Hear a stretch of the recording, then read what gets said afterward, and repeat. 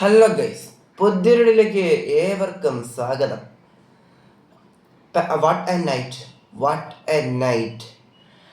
നിലവിലെ ചാമ്പ്യന്മാരാണ് പാരീസിലേക്ക് വിളിച്ചു വരുത്തി ഐഫിൽ ടവറിന്റെ എന്താ പറയുക കീഴെയിട്ട് അങ്ങ് കരിച്ചു കളയാം, എല്ലാം അങ്ങ് തീർത്ത് കളയാം എന്ന് വിചാരിച്ച് ജർമ്മൻ പ്രതീക്ഷകളായ ജർമ്മൻ വമ്പന്മാരെ പാർക്ക് ഡെസ് പ്രിൻസസിലേക്ക് വിളിച്ചു കയറ്റി.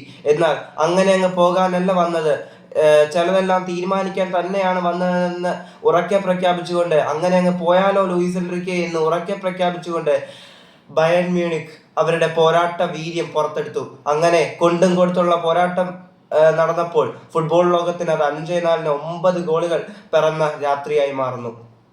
വീഡിയോ ഇഷ്ടപ്പെട്ടാൽ സബ്സ്ക്രൈബ് ചെയ്ത് തള്ളിത്തരാനും ലൈക്ക് ചെയ്യാനും ഷെയർ ചെയ്യാനും വിലയേറിയ അഭിപ്രായങ്ങൾ മസ്റ്റായി കമന്റ് ചെയ്യാനും talks_100 എന്ന നമ്മുടെ ഇൻസ്റ്റാ പേജ് ഒന്ന് ഫോളോ ചെയ്യാനും മറക്കല്ലേ.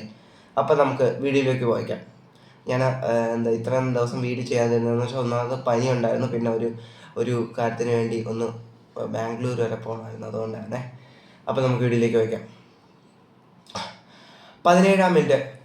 അതുവരെ എല്ലാം നിശബ്ദമായി പോയി. എന്നാൽ അവിടെ മുതൽ അങ്ങ് തുടങ്ങി വെക്കുകയായിരുന്നു ഗോൾ വേട്ട. 17-ാം മിനിറ്റിൽ പെനാൽറ്റിയിലൂടെ ഹാരി കെയ്ൻ ബയൺ മ്യൂണിക്കിനെ മുന്നിലെത്തിക്കുന്നു.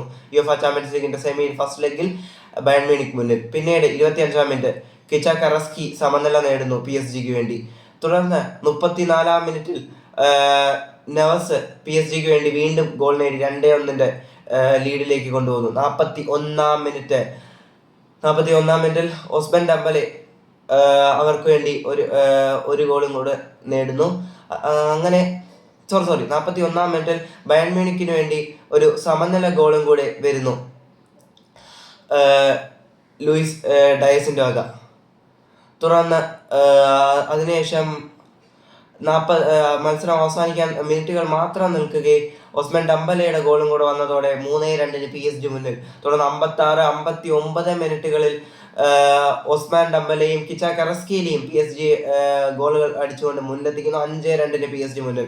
66, 69 മിനിറ്റിൽ മൈക്കിൾ ഒലീസയും ഒബമക്കാനോയും ചേർന്ന് ഗോളുകൾ നേടി ബയൺ മ്യൂണിക്കിനെ ശക്തമായി മത്സരത്തിലേക്ക് തിരികെ കൊണ്ടുവരുന്നു. അങ്ങനെ 5-4 ബയൺ മ്യൂണിക് ഒന്ന് അടുത്തെത്തി. പക്ഷെ സമനിലയ്ക്ക് വേണ്ടി അവർ കിണഞ്ഞ് പരിശ്രമിച്ചെങ്കിലും അത് നടന്നില്ല.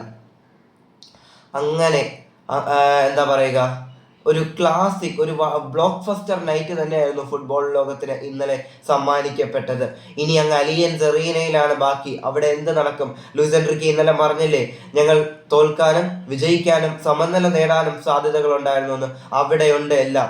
അടുത്ത ലെഗിലും 1 ഗോളിന്റെ ലീഡേ ഉള്ളൂ, അറ്റാക്ക് ചെയ്ത് കളിക്കാൻ തന്നെയാണ് PSG തീരുമാനമെന്ന് ലൂയിസ് എൻറിക്കെ പറഞ്ഞു കഴിഞ്ഞു. എന്നാൽ പോരാട്ടങ്ങൾ ഏറെ കണ്ട വിൻസെന്റ് കോമ്പനിക്കും പിള്ളേർക്കും PSG തറവാട്ടുമുറ്റമായ പാർക്ക് ഡെസ് പ്രിൻസസിൽ കയറി ഇത്രയെല്ലാം ചെയ്യാനാവുന്ന വിൻസെന്റ് കോമ്പനിയുടെ പിള്ളേർക്ക് അവരുടെ നാടായ മ്യൂണിക്കിൽ വെച്ച്, അലിയൻസ് അറീനയിൽ വെച്ച് ഒന്നും പ്രതികരിക്കാതെ പോകാൻ പറ്റുമോ? കാത്തിരിക്കാം ആ വണ്ടർ നൈറ്റിന് വേണ്ടി. വീഡിയോ ഇഷ്ടപ്പെട്ടു എന്ന് തന്നെ കരുതുന്നു. Thanks for watching. മറ്റൊരു വീഡിയോയുമായി വരുന്നതുവരെ